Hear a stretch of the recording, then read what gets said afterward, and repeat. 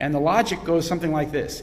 He said that Israel is being attacked by these Islamic forces because they don't like Western values.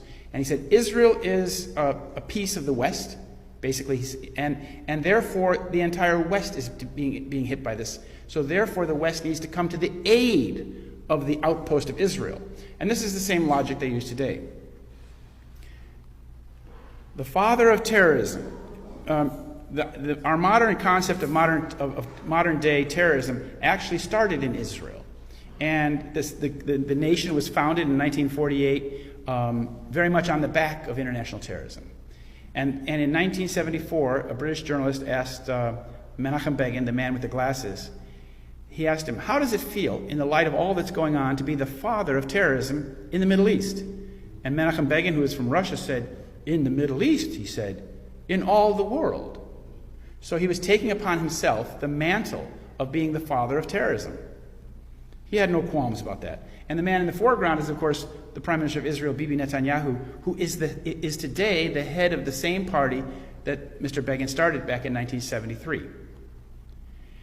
And Menachem Begin has a long history of terrorism. He was the head of the group called the Irgun in Israel, in Palestine, pre the state of Israel. And he was responsible for the bombing of the King David Hotel. There's not many photos of it. That's his handiwork there. And Menachem Begin of the Irgun and David Ben-Gurion of the Haganah ordered the bombing, which killed 93 people, including 14 British officers. Now, this particular atrocity was the worst atrocity in Israeli-Palestinian history. It killed 93 people. But what's interesting is that it's very similar to 9/11. It was in this case, what was really occurring was not just hitting the British headquarters. It was also destroying evidence that the British had collected the previous month, and the documents and evidence they had collected would have basically ended the Zionist enterprise in Palestine because they found that the Jewish agency was involved in terror. So they had to destroy the evidence, and 9/11 was also an act in which lots and lots of evidence was destroyed. So Begin came to Israel from Russia. He arrived in Palestine in 42. He became the leader of the Irgun in 44, and then bombed the King David Hotel in 46. He also committed something called the Deir Yassin massacre, in which an entire Palestinian village was massacred, with the people were blown up inside their houses and things like that. And this was done as a spectacle in order to compel, to persuade the other Palestinians that they better leave rather than face the fate of the people of Deir Yassin. And then he became prime minister. He created the Likud. The Likud he created with his other fellow terrorists, and in 1977 he became prime minister, and then promptly invaded Lebanon. This is the emblem of his group, the Irgun, also known as Etzel. And you can see that they have this notion of a biblical state of Israel taking up a much larger piece of land than what is today Israel. This is called Eretz Israel, or the Greater Israel. And this is the notion that people from the Likud have, that they have a God-given right to the whole biblical notion of Israel as far as it could expand at any point. So it goes into Jordan, it goes into Lebanon, goes into Egypt, goes into Iraq, even goes into Saudi Arabia.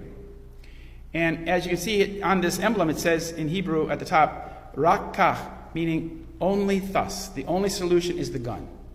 Only with the gun will we accomplish the territory that we desire. And what's interesting, in this group, the Irgun, comes from an ideology that was promoted by a man named Zev Jabotinsky. And Zev Jabotinsky created something called the New Zionist Organization. He died in 1940, Zev Jabotinsky did. He actually wrote in 1922 that there had to be built an iron wall between the Palestinian population and the Jewish population. And that's what was built after 9/11, if you recall. In 2002, 2003, Trump wants to build his wall.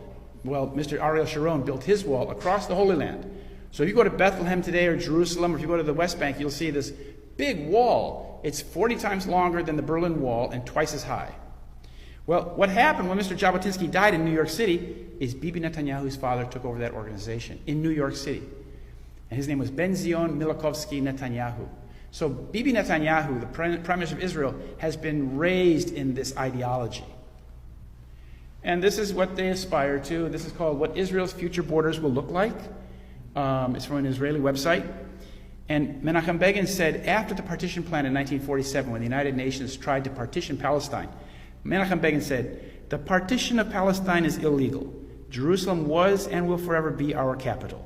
And Eretz Israel will be restored to the people of Israel, all of it and forever." Now it's important to understand that this is the doctrine of the Likud party. This is the doctrine of Menachem Begin, and this is the doctrine of Bibi Netanyahu. Hasn't changed anything. So here Begin became the prime minister in 1977. This happened to be the time when I lived in Israel. And this was an earthquake in Israeli politics because the Labor Party had been in power for 30 years prior, from the birth of Israel until this time. And then these ruthless kind of terrorist guys, they created a party and they took over. They defeated the Labor Party. And my girlfriend at the time, an Israeli labor kibbutznik, she cried. She said, "This is the day that Israel died. The terrorists have taken over." So here are the troika of terrorists that took over. Menachem Begin, and on the right, Yitzhak Shamir, and on the left, Ariel Sharon. And Yitzhak Shamir, he headed another group called the Lehi, or Stern Gang. And he was responsible. His group was very, very right-wing and very militant. And they were involved in killing the United Nations envoy who was sent there to try and make peace in 1948. He was named Folke Bernadotte. He's a Swedish count there. And he was killed Bonnie and Clyde style by Yitzhak Shamir's gang outside Jerusalem. One of the members of his gang was this man's father. You might recall this is Rahm Emanuel, the mayor of Chicago. He was also the special advisor to Bill Clinton for 8 years. And he was Barack Obama's first appointed person. He was chief of staff. And when he was chief of staff, he made a very disparaging remark about Arabs, but the media didn't seem to think that was anything, that needed to be criticized.